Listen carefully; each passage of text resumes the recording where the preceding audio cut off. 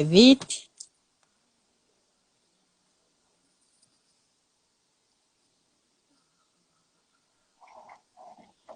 Ütüke hennen. Доброе утро, девятым вечер. Всем привет! Ага. Ага. Ну, пока собираемся. Ага. И скоро начнем. Матакан көннөрөгөн. Ага, вот, что это было. Ага. Пока все собираются, у нас эфир начинается. Всем доброго вечера. Ага, и мы потихоньку уже начнем. Приветствуем нашего дорогую Александру Иванову, полковника МВД в отставке, тренера, сертифицированного коуча и, конечно, друга, подругу и соратника. Я очень рада, спасибо тебе, моя дорогая Мичье, за то, что пригласила на прямой эфир и дала возможность всех поприветствовать. Очень уже соскучилась по нашим встречам, по нашему общению, по нашим проектам. Очень-очень рада, спасибо большое. Ага. Я приветствую всех, кто к нам присоединился, дорогие друзья. Все наши друзья, всем привет, каждому персонально. И я хочу очень большую благодарность высказать нашей Мичье. Все, конечно, ее знают, вся наша команда и практически вся республика, нашу дорогую, нашу звезду, нашего практического психолога и коуча Мичье Токо, и политического, можно сказать, уже деятеля, общественного деятеля. Но вы все знаете, сколько она сил вкладывает в развитие нашей республики, нашего народа и вообще, насколько это прогрессивный человек. Спасибо. Ага. И мы сегодня начинаем нашу основную тему. Преодолеваем страх. И вот сейчас самые актуальные темы, ну, как бы сказать, самые актуальные по жизненному опыту, да? И с чего мы начнем? Начнем мы сегодня обсуждение. Также у вас очень хорошая возможность написать свои вопросы. Мы в конце, ответим на все вопросы. И у нас есть еще сегодня очень хорошие для вас маленький, но очень подарок, да?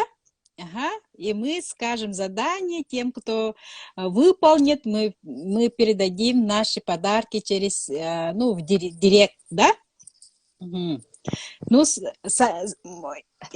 мы, как бы сказать, знаем Александру как Саню нашу. Ну, Саня, начинаем.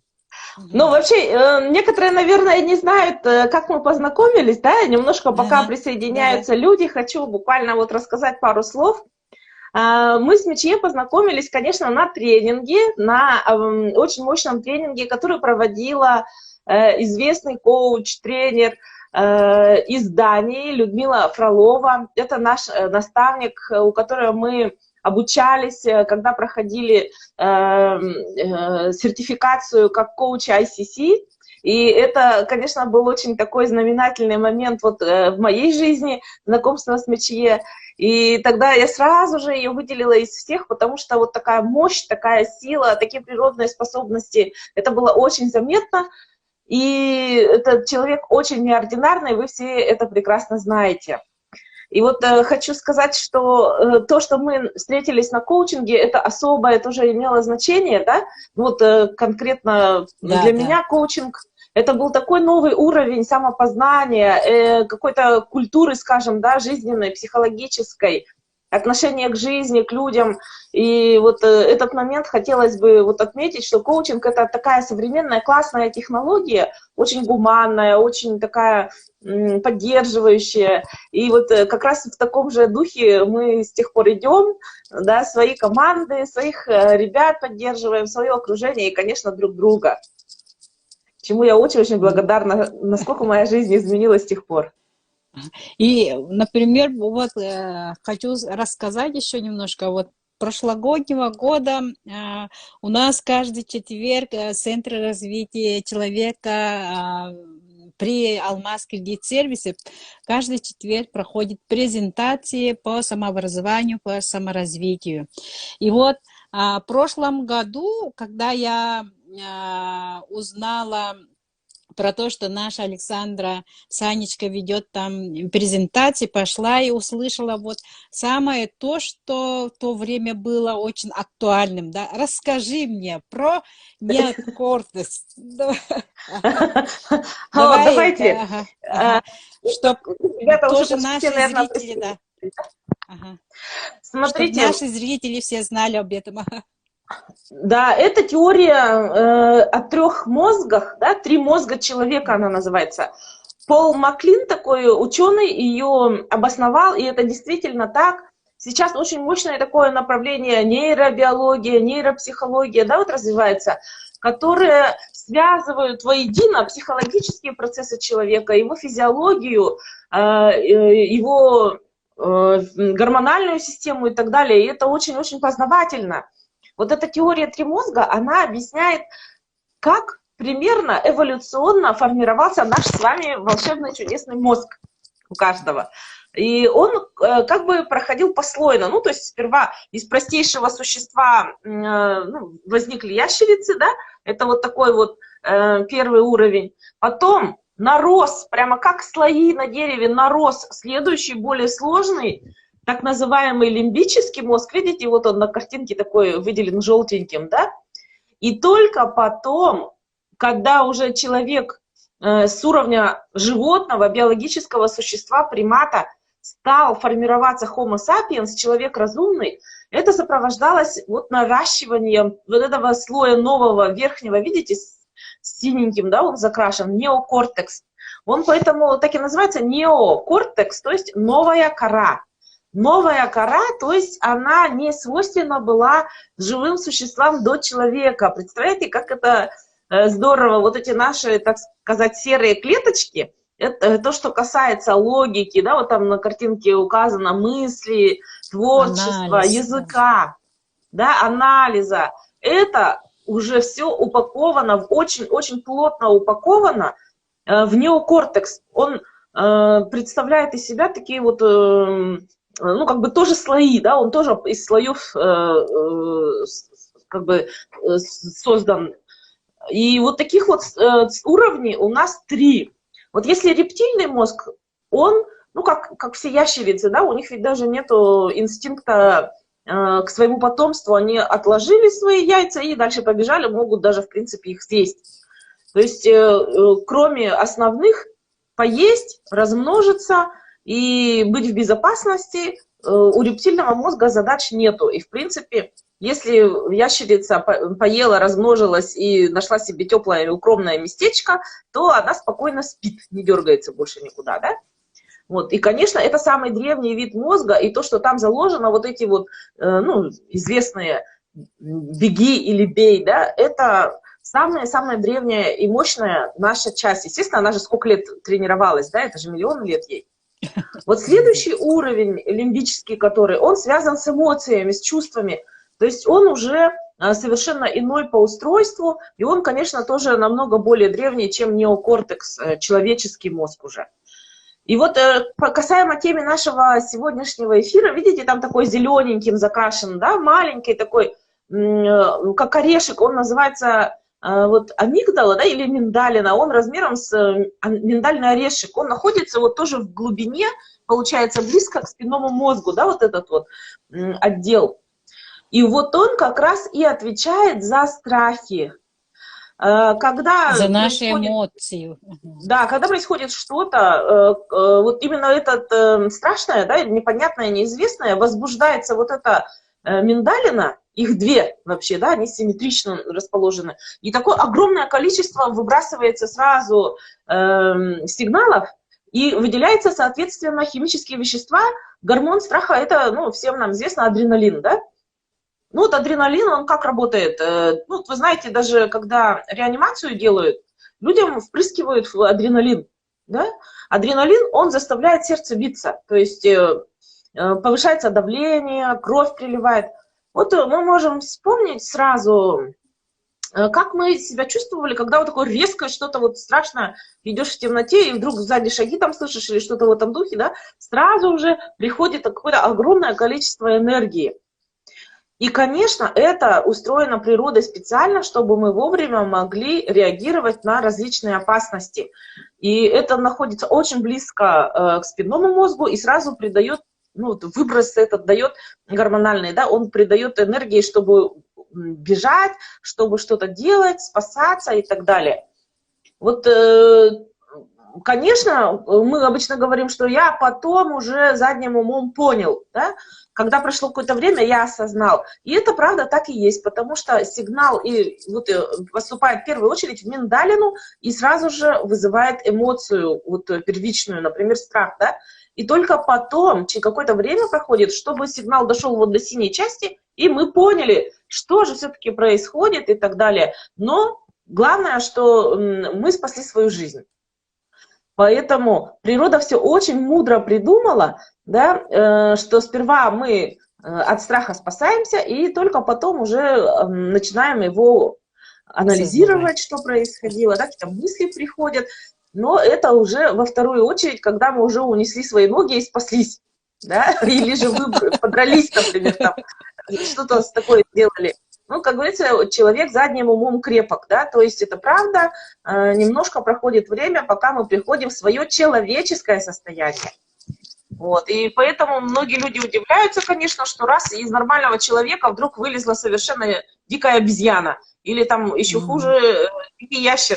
И это правда, это нормально, то есть сейчас мы уже с вами понимаем, что это активировался другой мозг человека, да, рептильный или лимбический. И понятно, что вернуть себя в человеческое состояние, да, необходимо определенными тоже приемами, технологиями и так далее, чтобы побороть вот это вот, ну или разумно, скажем так, использовать свой страх. Да, да. Еще плюс можно, там же не только страх, да, а там целый список эмоций. Вот, например, когда у нас страх уже появляется у каждого разное, да, из опыта жизни, ужас, отчаяние, испуг, оцепенение и так далее, да, и когда вот начинаем как бы мыслить от страха, да, что вызванные вот гаммой чувств, раскаяние выходит, потом безвыходность, тревожность, и в основном, как сказать, в основном люди, у них появляется чувство вины. Ага. Вот именно вот это чувство вины и, как бы сказать, манипулирует вот этот страх, и постепенно оно превращается в стресс, потом на депрессию и так далее, пошло-поехало. Вот самая главная наша задача сейчас выйти из этого состояния и понимать, что все эти наши страхи и так далее, это наши инструменты. Потому что когда мы осознаем, мы понимаем, что вот это что-то произошло, значит, мне в следующий раз не нужно туда попадать. Как бы внутренняя защита, психика так устроена, что она все равно без нашего ведома, бессознательно нас защищает. Ага. И правильно делать. Да. Если бы она так не работала, то мы бы погибли. Да. Ага. И вот, когда чувство вины, как сказать, чувство вины, она как вирус, как зараза у нас, да, внутри себя, когда мы уже начинаем себя винить или кого-то обвинять, это уже нехорошо, это уже плохо. Когда у нас вот есть такое чувство, мы уже должны понимать, что с этим нужно что-то делать. Да, вот еще хочу тут такой сделать маленький экскурс, да, что вот страх – это базовая же эмоция, базовая. Из 5 она вот одна относится к жизни, ну, жизнесохраняющим для нас, поэтому никуда мы от него деться не можем. Если только не заболеем или нам не повредится вот эта часть мозга, да. А в 2010 году вот это открытие сделали, И люди, у которых повреждена эта часть мозга, они бесстрашные. То есть они могут взять змею ядовитую в руки, там, ну вот у них нет страха. Соответственно, этот человек, он обречен погибнуть, правильно? То есть он может там делать какие-то дорогу переходить, где попало и так далее. То есть у него отпадает вот этот страх, а он же нам нужен. Это же мощнейший инструмент, не зря же он в 5 заложен, да. И вот мы учимся, ну вот сейчас как раз работать и на пользу себе этот инструмент повернуть. Потому что если слишком много страхов, если это уже в тревожность превратилось, да, а, к сожалению, это очень часто происходит, человек становится тревожным. Весь мир использует наши страхи, да, для того, чтобы сделать нас тревожными, потому что, вот, как Мечей сказал, это же инструмент. Человеку, в страхе находящемуся, очень легко им манипулировать, ему легко продавать, и даже если вы там откроете, ну, какие-то тренинги по обучению, везде написано: страхи хорошо продают. Напугайте человека, скажите, что это будет вредить его здоровью или детям, и он с удовольствием купит и страховку, и лекарства, и тренажеры, и пилюли там какие-то, все что угодно может человек купить, если ему конкретно показать, что это опасно, если он их не купит дальше. А мы сейчас учимся повернуть этот инструмент себе на пользу, потому что кто грамотен, они давно это используют и манипулируют, потому что откройте сейчас любую прессу, вот интернет, все статьи полные ужаса, и там всякого кошмара быстрее открываются, их же больше читают, так же, да? Да, так. А также вот оно же появляется на теле, когда мы узнаем, мы уже в таком состоянии, оно как бы как взаимодействует между психическими и телесными процессами же. Да. Вот на этом фоне ментальном сфере тоже уже нехорошо. Угу. И вот особенно я хочу сказать, что про людей, которые в возрасте, да, ну, скажем так, 40 примерно, когда идут гормональные уже перемены, молодость заканчивается, и когда начинается зрелость, это же еще как бы один переходный возраст, да, и уже определенная изношенность организма все-таки имеется, ресурсы какие-то уже выработаны, да, и в этот момент, когда происходит постоянная тревожность, то тогда это наносит огромный вред организму. Если по молодости ты на природных ресурсах еще ехал, да, преодолевая вот каждый раз вот эти страхи, то когда на фоне воли, ресурса, да, на своей воле, на насилии где-то над собой, да, то с годами уже это может конкретно привести к тому, что изношенность проявится очень быстро. Очень быстро. Ну и качество жизни, конечно, у тревожного человека, ну прямо скажу, на собственном опыте, когда ты полон страхов, это жить в таком состоянии и тяжело, и некомфортно.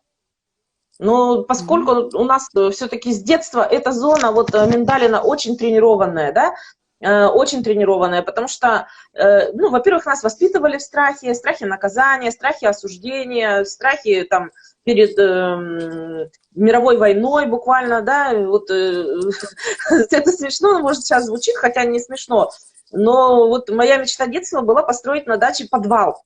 В подвале, чтобы было все оббито свинцом, от того, чтобы радиация не попала. И был там запас на несколько лет на всю семью. Ну, причем ведь я не одна такая. Очень много людей в разных странах строят себе блиндажи на случай атомной войны, да? Ну, или закупают гречку, как вот сейчас, да? И вот, что кругом враги, что завтра нападет кто-то, что послезавтра будет кризис. То есть это все страхи, они очень старательно культивируются, потому что хороший инструмент, хороший. И для родителей наших в свое время был. И поэтому вот эта вот наша часть мозга, она переразвилась. И сейчас нам важно заниматься тем, чтобы развивать-то свой неокортекс, то есть ту человеческую часть нашего мозга. Через логику, разум, ну и те приемы мы сегодня как раз будем обсуждать, как из животного состояния напуганного и загнанного зверя или зверька, да, в зависимости, как себя ощущаешь, перейти в состояние человека разумного, который умеет управлять ситуацией, умеет планировать, строить свою жизнь, да. И для этого, конечно, необходимы определенные усилия и фокус внимания, направленный на то, чтобы развивать именно неокортекс свой, человеческий свой мозг. А в животное состояние попасть очень просто, и оно всегда побеждает, если будет соревнование между мозгом человеческим и мозгом животным. Он же более древний, мы уже об этом знаем, да, что если что, он победит. Да, как это уж неосознанная точно. часть, Да. как говорится, ночная кукушка всегда дневную перекукует, да? Неосознанная часть наша, она всегда перекукует осознанную, если ей волю дать. Но она воспитывается, как и любое животное, как щеночка. Надо воспитывать также и эту часть нашего мозга, воспитывать аккуратно, каждый день, с любовью, но заниматься воспитанием своей животной части, чтобы все-таки он был нам на пользу, а не загрыз нас. А также нашим зрителям, нашим уважаемым гостям мы предложим сейчас вот оценить, да, насколько у вас есть страхи. Например, может быть, это паника, да, панические атаки и так далее, да. Оценить. Оцените от 0 до 10. Если 0, это у меня вообще нет никакой проблемы, да, никаких страхов и так далее, да. А если вот что-то волнует максимально сильно, то 10. Ага. Ну, если нормально, то 5, 4. Вот сюда в комментариях напишите. Тем, кто написал, мы отправим еще букет книг, да? Или, ага. Да, мы сделали подборку литературы на тему страхов. Да, сейчас это очень интересно. И вот о том, как устроен наш мозг, о том, как работать вот с той же, да, вот наш любимый учитель Джозеф О'Коннор тоже вот как раз очень много рассказывает, ведет тренинги. Есть у него книга, она издана как раз о том, как работает наш мозг и как его использовать себе на благо, да, потому что мы знаем, что это огромное, вот, ну, видимо, уже, да. Ага.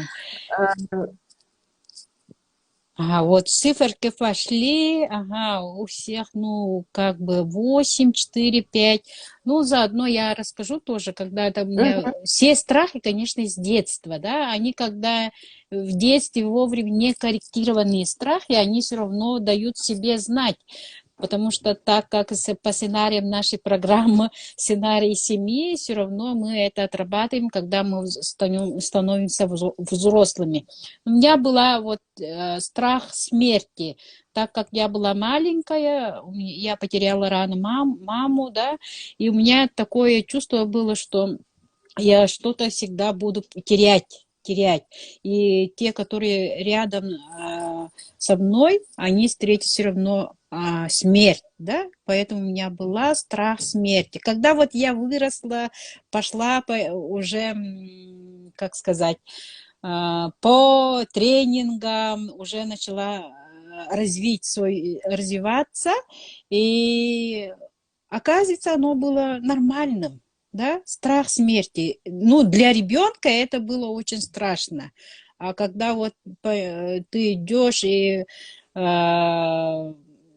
билен көрен ыйтан веренен ол туруктары кытта жарыктардан кирен бардаккана жа өйдүребкен. Это наш инструмент, да, по достижению. Ну, если вот трансформировать все эти страхи, она как бы уже начинает работать по достижению своих каких-то целей и так далее, да, еще она дает очень же хороший опыт жизни, так как благодаря этим страхам, благодаря каким-то ситуациям мы уже набиваем себе навык преодолевать что-то и не наступать на грабли повторно. Да, ну вот обычно человек, если испытывает страх, да, ему как будто хочется от него избавиться. Ну, даже такое выражение есть устойчивое. Избавиться от страха. Но на самом деле подход-то в чем заключается, да, вот как Мечея сказала, познакомиться со своим страхом, познакомиться с ним, соединиться наоборот, не пытаться эту свою часть личности выкинуть вообще, да, отщепить, что вот я не хочу бояться, я уничтожу свой страх. Он ведь не просто так появился, это же сигнал из нашего тела, из нашего неосознанного вот части, да, о том, что что-то ему не нравится вот в окружающем мире, что-то может угрозу какую-то. Проработай с этим, встреться со своим страхом, да, преодолей свой страх. Угу. И даже вот есть такая техника, да, спросить у страха. Вот ты чувствуешь страх, но сперва с ним поздороваться, как уважающий человек, да, сказать «Здравствуй, страх». То есть признать, что он у меня есть, что я реально боюсь, и четко даже, может быть, написать, да, есть же такая практика записывать. Это на самом деле очень крутая практика вести дневник и записывать, потому что мы тогда вот как раз из неосознанного выводим в осознанный, и потом еще выливаем наружу через запись. Да, и это Да, вообще да, да. очень здорово. Записать, чего я боюсь. Но дальше не остановиться на этом, и пойти и раскручивать эту логическую цепочку. Вот, допустим, я боюсь остаться без работы, вот сейчас, например, да, или остаться без денег. И Страх сам себе... нищеты плюс. Да, страх нищеты. И, ну что будет, если у меня не будет денег? И вот мы как бы на обгон идем и раскручиваем этими вопросами. Ну, и представим, да, ну, например, я стал нищим. И что страшного в этом есть, да? И вот, Что ну, волнует? Да. раскручиваем до тех пор, пока не дойдем уже до абсурда. То есть вытаскиваем, не останавливаясь на каком-то, а докручиваем эту цепочку до конца, пока оттуда уже не выйдет вот, ну, что-то такое очень интересное, да, и вот уже там нам станет ясно, чего же на самом деле мы боимся. Угу. Попробуйте, если такое есть, не останавливаться на первом ответе, а вот задавать себе простой и что? Если это будет, то что? Если наступит нищета, то что? Если я стану одиноким, то что? И так далее. Да, вот раскручивать, дойти до самого конца. Угу. Ну, мы это делаем постоянно, мы Да. занимаемся, да. Вот, Александров, как в последнее время, как ты справляешься, преодолеваешь свои страхи? Все равно Ну, мы же, вот, как это у нас у всех есть, не нужно да, говорить, что у меня вообще совсем нет страха, да, потому что каждый раз, когда наша сфера, наш уровень жизни меняется, в это время уже какие-то новые страхи появляются. вообще,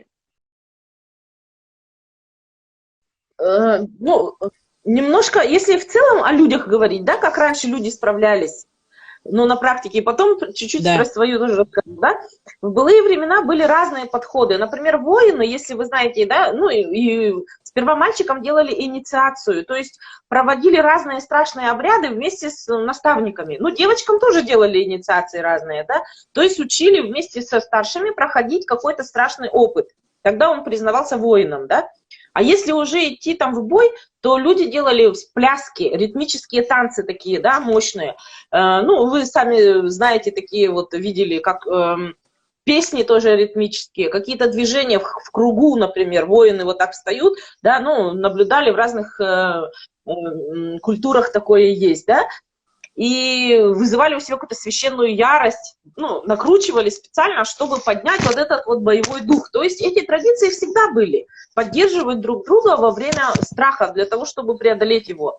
Но люди обращались и к шаманам, и к целителям, там потом уже обращались к религиям разным, молитва и медитация, разные эти способы для того, чтобы побороть этот страх. Но, конечно, прежде всего надо понимать, что это же гормоны выбросились.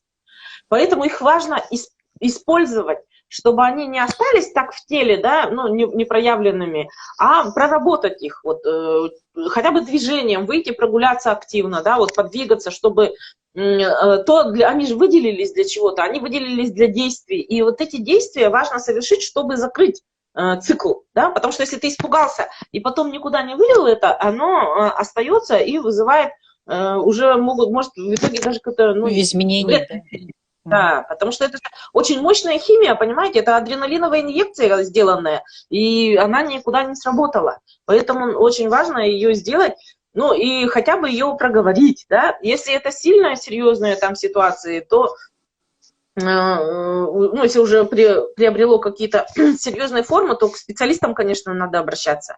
Потому что есть люди, которые умеют разбираться с этими вещами, да, вот если затруднительная психологическая ситуация. Сейчас же время образованных людей пошло. Спокойно можно использовать разные технические инструменты, да, вот чем мы занимаемся с МЧЕ, например, это коучинг, да, это мастер-кит, тот тренажер, который мы очень любим. Если вообще уже дело серьезное пошло, то надо идти к психотерапевту, к врачу, может быть, даже, да, потому что надо понимать, что это же наш организм. И не просто так это оставить, но вполне спокойно через самообразование. Чем неокортекс-то хорош? В чем его крутизна? Человеческий мозг способен перепрограммировать наш лимбический. Это открыл еще академик Павлов. за что он Нобелевскую премию получил, да, он открыл вторую сигнальную систему, что у людей через человеческую часть мозга очень многое возможно изменить в себе. И прежде всего это через слово. Он назвал слово «сигнал сигналов».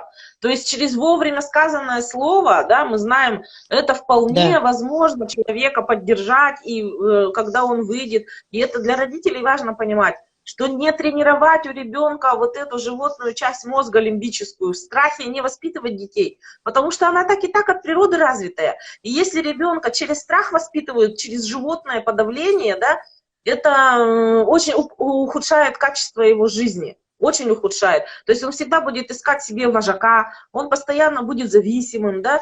А родители используют этот инструмент, постоянно пугая наказанием или даже каким-нибудь бабайкой, там, ну, в общем, непонятными какими-то, ты пойдешь туда, там будет, сломаешь ногу, пойдешь гулять, станешь проституткой, выпьешь, станешь там алкоголиком, да, ну, создают вот такие разные страхи, и в итоге они у человека могут даже уйти туда вот в какой-то несознаваемую часть. Как бы ребенок внутри приемный ребенок. Ну, родители живы, но они как бы своим поведением, своим сценарием жизни ребенка ведут на страх. Да.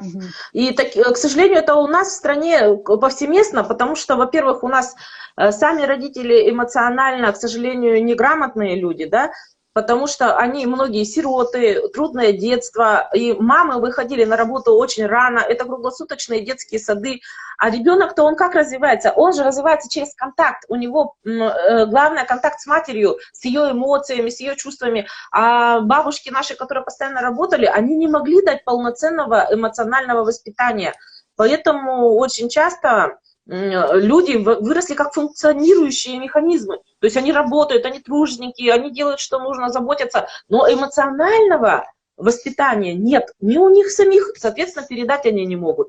Поэтому наша задача, вот людей современности, да, мы же имеем все возможности настолько развить наш неокортекс, а благодаря современным технологиям это возможно. Понимаете, это настолько чудесно, что вот когда НИИ проводила исследования, да, люди, которые занимаются саморегуляцией через тренажер MasterKit, у них возбуждалась зона мозга трехмесячного малыша, трехмесячного. А была раньше такая теория, что вот эта зона поработала, она больше уже не активируется. А оказывается, активируется. То есть можно сейчас через проработки, через грамотность свою эмоциональную развить. Да. Представляете, насколько это важно, потому что мы же это потом в потомство передаем. А если у нас какая-то часть таки осталась спящей, да, мы и в детях своих это с трудом сможем развить. Ну, не так донесем. Счастливое детство. Никогда не поздно иметь счастливое детство, никогда не поздно развивать свой мозг. Это вот просто огромная мощь и радость современности. Да? Ну, если бы в былые времена показали, как мы с вами сейчас общаемся на расстоянии через картинку, через телефон, да еще бесплатно, это был бы вообще взрыв мозга, да? А сейчас очень много возможно, это просто стали сказочные времена, честно говоря. Действительно сказочные времена, когда наука вышла на уровень уже сказки по-настоящему. Да-да. Угу. Расскажи, как ты справляешься? Да, то есть это про как люди раньше делали, да? Я чаще всего, что я делаю, для меня прямо самая такая рабочая вещь, это молитва. Утром, вечером и перед едой, стараюсь несколько раз в день молиться, хотя бы понемножку, потому что слово, это же сигнал сигналов, да, и когда ты говоришь определенным образом заряженные слова, будь это любая молитва, какая тебе нравится, подходит и так далее, это всегда производит программирование.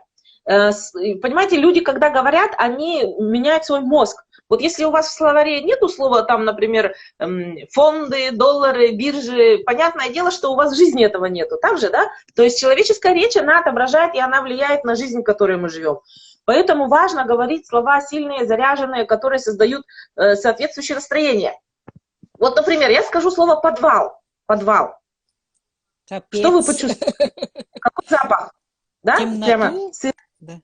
неприятно. А теперь я скажу слово «пляж». Вау, песок, тепло, солнце. Так, Ананасы, абрикосы. Чайки запели, да? Это всего лишь слово, но оно тут же вызвало перестройку в нашем мозге. Настолько это мощно. Ну, Нобелевские премии не зря же давали, да, и это было еще 100 лет назад. За это время наука огромное сделала открытие. А что же нам их не взять себе-то, не пользоваться ими, правда? Поэтому второе, что я делаю, самое крутое, вот это вообще открытие вот просто в моей жизни, хотя я ну, почти всю жизнь занимаюсь так или иначе технологиями, связанными с саморегуляцией, саморазвитием, да, это мастер-кит, конечно. Это просто, вот, честно, у меня и семья вся занимается, но ничего лучше я на данный момент не знаю по простоте использования, по эффективности. И вот я скажу, что у меня был очень высокий всегда уровень кортизола, да, то есть я сама по себе вообще тревожная, ну, как большинство старших детей, которому дают вот малыша 3-летнего, 6-летки, да, и говорят, ты отвечаешь за этого ребенка. И вы знаете, я много лет, заходя в помещение, смотрела план эвакуации. Это же уже на грани, понимаете? То есть я захожу в помещение, и это у меня было с детства, что я смотрю, как я буду вытаскивать своего братика, если мы будем тонуть или гореть, понимаете? А у нас многие старшие дети, у нас многие дети, которые очень рано какие-то вот, ну, ответственность взяли, да? И это все, или там отец пил, допустим, или там что-то, то есть ребенок Старшие постоянно в дочки тревоге. мамы. Старшие дети – это отдельная тема из этой серии. Да. У мальчиков другие страхи, да, не состояться там, ну, полным-полно всего, что вызывало вот конкретно у меня вообще там страх потерять удостоверение, когда вот, удостоверение потерять, господи, ну это прям страх был. Слушайте, ну вот если перечислять мою жизнь, это был прям сплошной перечень страхов, там, ну, дети лежат, спят, слушаешь, они дышат или нет, понимаете? Ну, я думаю, это многим мамам знакомо. Да, это особенно пока страхи, ты молодой, да, то есть это, и вообще представить, что с ребенком он задержался, что с ним стало, все, глаза закатило, сама там уже лежишь. Ну, естественно, это химическая атака огромная на организм, да, такое давление. Вот, и мне, конечно, помогло, что развивать неокортекс, то есть именно потому, что это сильно портило мою жизнь, я стала изучать, что происходит, как грамотный человек, да, я понимаю, что все можно проработать. И вот он стала находить ответы, такие иные, вот, ну, там, из простых практик, хоапонапона можно использовать, да? Да. Очень быстро, очень просто, там, 1 минута всех делов, прогуглите, посмотрите. Симарон, очень хорошие ментальные игрушки, тоже приводят в порядок, да? Ну, медитации, конечно, это тоже здорово. Физическое какое-то движение на свежем воздухе, разговор, ну, с человеком профессиональным. Потому что просто так выливать на кого-то содержимое своего, так сказать, это не очень этично. Этично, да, потому что ты его заражаешь, тоже в это вовлекаешь.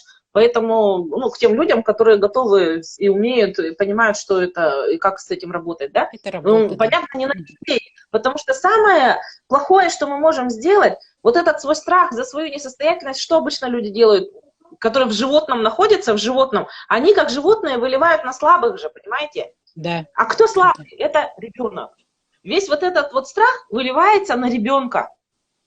И повреждается его психика. Вот это вот самое опасное от того, когда ты находишься в неосознанном. Что такое осознанное? Когда ты подключаешь свой человеческий мозг. Неосознанное, когда ты чисто на эмоциях, на инстинктах живешь. Да. А это всегда значит найти более слабого, его подавить и вылить на него то, что ты с чем сам справиться не можешь. Это, конечно, совершенно не экологичный подход, да? Вот. И здесь вот для меня, еще раз скажу, это, конечно, мастер-кит. Когда я четко начала, вот этот алгоритм, он вошел прямо от и до, вот внутрь. И выйти из вот этого замкнутого круга, потому что когда у тебя в теле появляются ощущения после вот этой, ну, страха, да, оно еще больше включается, потому что тебя вдруг сердце застучало, вдруг, и ты не знаешь, если ты не знаешь, что это с тобой происходит, да, ты начинаешь думать, что ты заболел, что с тобой плохо, что ты умрешь, дети останутся сиротами и по новой. И понимаешь, что это замкнутый круг, из которого очень трудно вырваться, если не подключать неокортекс свой. Манна вопросы, как можно начинать молиться, например. Да, вот алгыстахтылар, это и есть молитва, да. Я тоже каждое утро пользуюсь обязательно алгысом. Да, вот мы носители нескольких культур. Мы можем со всех сторон использовать и алгыс, да, и молитву, и все то, что, да. Все, что работает, мы все то, что сердце хорошо, хорошо, то нужно пользоваться комплексно. по всем, которые, ну, я когда начинаю, вот, ну, если я начинаю напрягаться, я же тоже человек, не только психолог, да, но у меня тоже есть личная жизнь и так далее, но, как бы сказать, когда я не была, вот, не занималась психологией, у меня были тоже вот такие состояния, я не могла собой управлять, потому что наши эмоции, когда у нас эмоциональный интеллект не развит, и мы даже не знаем, что такое эмоциональный интеллект, то что у нас происходит. Мы уже сразу в руки, да, что попало, можем кидать и так далее, и так далее. И ругаются же женщины на этом фоне, чисто на эмоции, да. И когда вот начала вот самообразоваться, саморазвиваться, тогда уже перешли вот такие, ну, нормальные, спокойные, вот такие методики, которые саморегулируются. Алгыстахтылар, да, күлюстылар, у каждого есть человека свои слова, ключи, которые они как бы, когда говоришь, оно ложится на сердце, и само тело как бы успокаивается, да. Есть очень много практических методик, да, например, сновидение, как ты поспишь, что у тебя снится, вот от этого тоже радость появляется, да, теплые слова, которые благодарности, да, очень-очень много, даже музыкотерапия, арт-терапия, рисунок и так далее, и так далее. Очень много таких инструментов, которые человека выводят из каких-то вот негативных состояний. Ага, еще есть вот, хотела еще рассказать, но про это сейчас как бы на то, что вот насколько мы умеем с собой себя анализировать в том момент, когда у нас что-то появляется, да, например, какое-то недопонимание. Ну, сперва, конечно, когда человека встретишь, до встречи все равно это как бы на уровне энергии, ну, как бы идет внутренний разговор, да, если вот с этой стороны человек и вот с этой стороны человек, они оба на уровне, ну, как бы положительной энергии и так далее, у них вибрация энергии очень хорошая, тогда они очень хорошо понимают друг друга, да, а когда, если у кого-то меньше, у кого-то вот так, да, тогда сперва идет внутренняя борьба слов, борьба чего-то, ну, борьба плюс самооценки и так далее, кто прав, не прав и т.д. п.д. Это очень как бы энергозатратное. Ага. Но человек об этом и не понимает, когда он как бы себя не саморегулирует и так далее. Он вообще про это не понимает, он думает, что вот такая-сякая и т.д. п.д. Потому что на эмоции же все это делается, да, а когда человек уже начинает развиваться и саморегулироваться, она уже понимает, и на этом уже как бы энергию не тратит. Поэтому вот то, что хочет услышать, то, что хочет, она позволяет все это, да, и, значит, баланс брать и давать у нее как бы наравне. Все равно, как бы там ни было, все проходит. Да, сколько разных ситуаций мы прошли, да, и мы осознанно понимаем, что это все равно это к лучшему. А те, которые, например, вот на эмоции, как бы головой думают, что это белая полоса, черная полоса. Ну, как-то так. Все равно что-то будет, потом что-то... Ну, есть же такие установки, которые после очень хорошего, счастливого состояния все равно приходит плохое, да? Или после плохого обязательно будет хорошее. Вот же есть такие народные вот установки. Расскажи про установки еще. Ну, вообще, что такое установки, да, для тех, кто не знает? Это есть понятие причинно-следственная связь, да? То есть, значит, вот причина и следствие. И люди, ну, все время наблюдают за этими, что из чего вытекает. И в некоторые вещи начинают верить. Вот, допустим, если много смеяться, будешь плакать. Но это же не всегда так. Но наши бабушки все время одергивали, или мамы, да, говорили там, заплачешь, перестань, не смейся много, а то заплачешь. И у ребенка может сформироваться, он же верит на слово, да, у него же критического мышления нету, ему старшие сказали, он верит. И он начинает верить, что если много смеяться, будешь плакать. Ну, на самом деле, какая тут связь-то? Ну, может быть, заплачет, может быть, не заплачет. Но я просто много очень людей встречаю, да, которые прорабатывались, и потом они рассказали, что был большой запрет на радость, на чувство счастья, потому что он связался из-за этого в установку. Если я чувствую себя счастливой, радуюсь, то обязательно в скорости наступит что-то страшное, плохое, понимаете? И человек тогда себе отравляет и момент радости, и последующие тоже. Вот такие установки, они зачастую бывают совершенно иррациональные, то есть они нелогичные, они вообще неправдивые. Это, ну, просто как средство управления зачастую использовалось, да? И некоторые, конечно, из них были какое-то время, может, полезными, а потом перестали быть ими.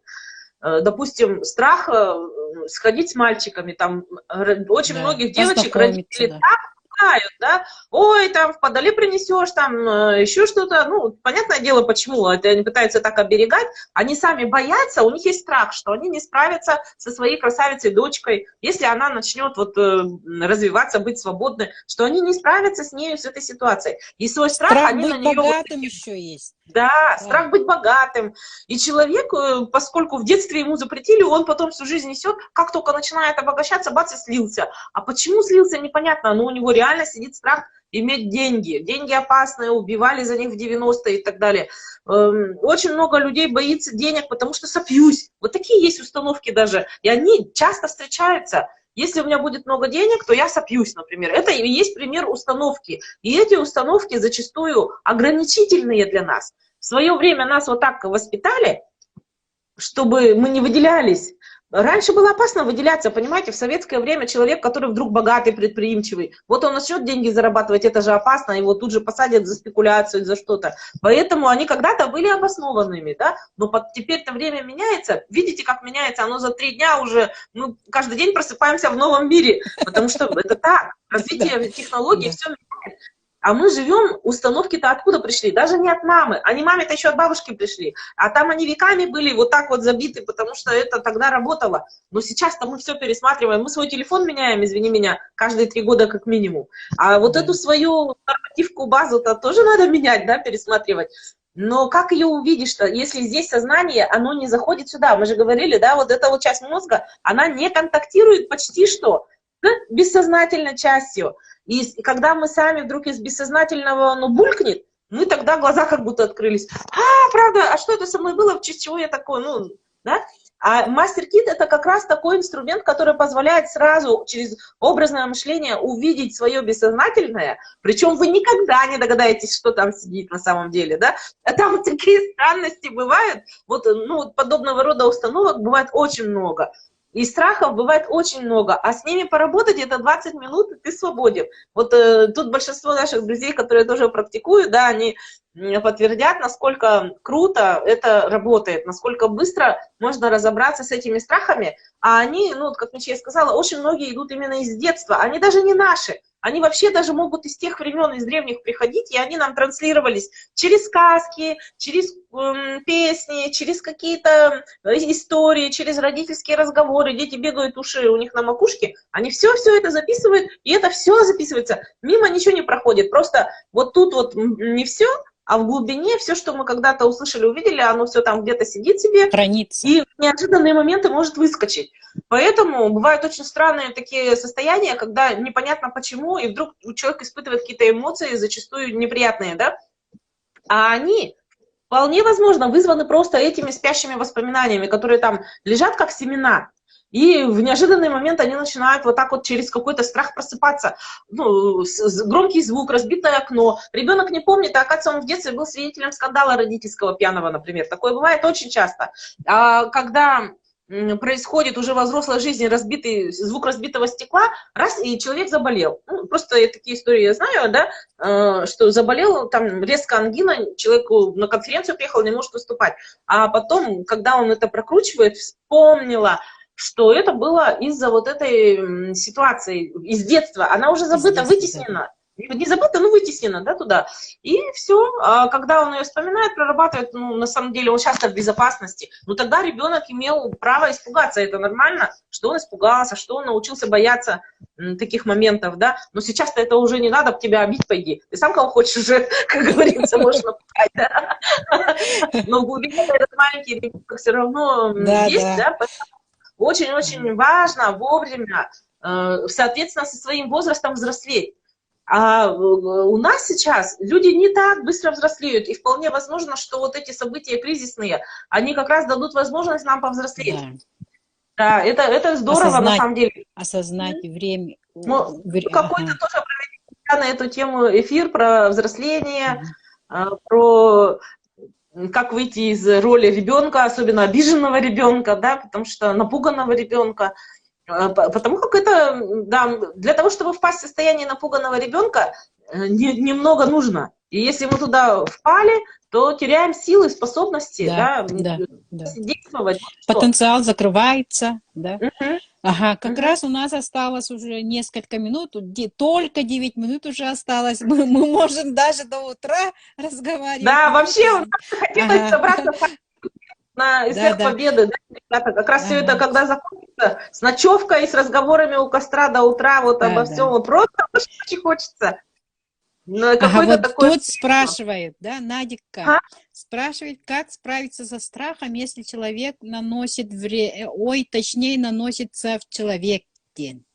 Когда наносится человек. Ага. У тебя видно, да? Как справиться со страхом, если человек наносит человеку вред, вроде бы так.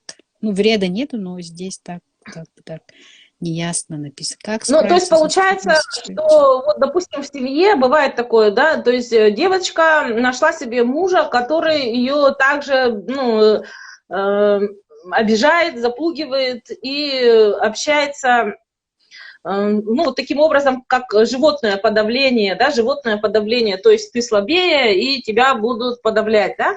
Да, ну, вот здесь я бы что посоветовала, поскольку времени-то у нас не так много, пожалуйста, посмотрите такую тему, она в интернете очень хорошо раскрыта много где, называется «Треугольник Картмана». Треугольник Картмана или треугольник жертвы, да, и там очень хорошо объяснено, как это работает, когда в паре, ну, вообще в семье, вот такого рода отношения сложились. Ну, это может быть не только в семье, но и на работе, даже внутри себя самого мы можем сегодня себя долбать, завтра другая часть тебя будет. Как раз сегодня я записала себе YouTube-канал, как я про это рассказывала, ну, на своем языке, телепередачи «Керекистелеге». Вы можете оттуда тоже посмотреть, да. Еще вот Афон Буслаев, что ли, как-то написано там, если что, простите, я не... Куттанман бартекере было, да, будет все хорошо. Ага, еще здесь спрашивали, а как можно начинать молиться, ну, например? Ну вот смотрите, сейчас благодаря интернету у нас информации очень много. Спокойно можно набрать в интернете любую молитву, да, даже можно по своей проблеме зайти на сайты соответствующие. Когда пройдет карантин, у нас вот храмов, вот я сижу, у меня из одного окна Спасский, из другого Преображенский, слава Богу, возможностей много, было бы желание, да. Подходите туда, и можно поговорить, там всегда есть бабушки, или сразу там к священнику подойти, и можно даже пообщаться с ними там напрямую. Либо вот все это, сейчас есть, например, тот же Спасский монастырь, в Инстаграме у них есть свой сайт, они общаются, написать им, спросить.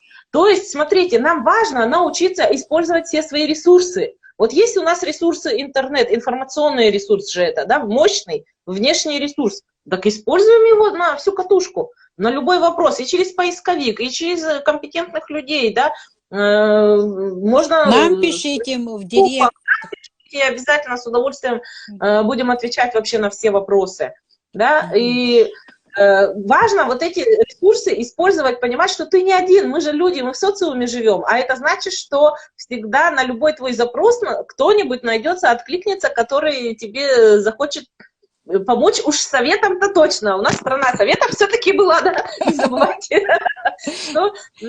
люди найдутся, которые всегда поддержат, протянут руку, главное был бы запрос. Вот, так можете вот действительно в личку написать или даже вот любому священнику, они тоже будут рады ответить любому человеку, Да. как говорили, кто ищет, тот всегда Они открыты. Да, сейчас найдет. очень открытое время. Просите, и давно будет вам. Главное проявить эту инициативу, чтобы был запрос. Потому что большинство людей воспитанных, они сами лезть-то не будут. Да, они же уважают ваши границы. Без запроса ничего не бывает. Пока ребенок не заплачет, мать не покормит. Так же говорят, да, у нас в народе. Поэтому важно запрос от себя, чтобы шел. Вот когда есть запрос, тогда уже мы поможем, как бы сказать. Да, мы все же спасатели внутри, все равно мы маленькие девочки, большие мамочки и так далее, и так далее. Сколько у нас многого чего есть хорошего, да? У всех. Да. Ага. Ну, и у нас уже заканчивай. У нас такая профессия, мы люди, которые выбрали профессии помогающие, педагоги, психологи, коучи, это люди помогающих профессий. Врачи. То есть те, врачи, да, медсестры, это МЧС и так далее. Это те люди, которые любят помогать. А на самом деле это очень встроено в человека, помогать другому человеку, да. Вот у Маргарет Мид недавно спросили, когда начинается цивилизация? И она сказала, цивилизация начинается, когда в раскопках нашли сломанную и сросшуюся бедренную кость. То есть, когда у человека бедро сломалось, и кто-то за ним ухаживал, вот тогда начинается цивилизация, да, человеческая. И это нам всем присуще, помогать людям. Поэтому вы никогда не одни, главное не замыкаться, а выходить. Технологии есть, способов очень много, методик много, и всегда будет ответ на запрос. Так что спрашивайте. Эфир сохраню, завтра вкидывай в YouTube-канал, все равно мы разослим. А так пишите нам, если что, в директ. И до новых встреч. Как раз мы заканчиваем. Осталась 1 минута. Всем спасибо, что были все с нами. Санечка, большое спасибо. До встречи, ребята. Целую, спасибо, Мечке. Вообще, это очень классная, оказывается, вещь, да, общаться так. Да. Прямую, можно вот так вживую, очень много у нас гостей сегодня было. Всем спасибо, что пришли к нам в гости. Вот. А тем, кто хочет, мигнете, вот кто циферки написал, да, мы вам литературу и методики напишем. До встречи. До встречи. Счастливо всем.